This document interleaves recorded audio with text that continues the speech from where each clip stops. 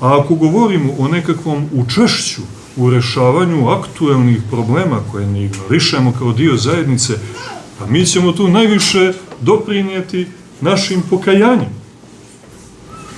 Razumijete?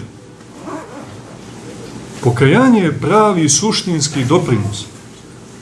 Ja ako se iz zone grijeha vratim ocu u naručje, aj sad ako malo ugrubo, pa jedno 500 kvadrata oko mene je mnogo bolji vazduh. I u kući, tako, ako se otac zdravo pokaje, pa čelja dišu. I obrnuto, džaba se mijenjaju vlade, parlamenti, sistemi, ideologije.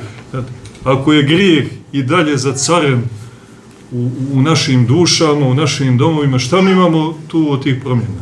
I obrnuto, ako se pokajemo, tu Bog dolazi i miriše na Boga, i mir Božji, i milost Božja, i ljubav Božja, i svjetlost Božja, i carstvo Božje na svetu, i polako se preliva i miluje i umiva, možda dođe i do nivoa jednog izvorišta poput Ostroga, Cetinja i ovih svih zetskih svetinja, zetske svete gore, znate, koje su umivane suzama pokajnika, vjekovima i sve nas pozivaju na taj spasonosni put silnog pokajanja.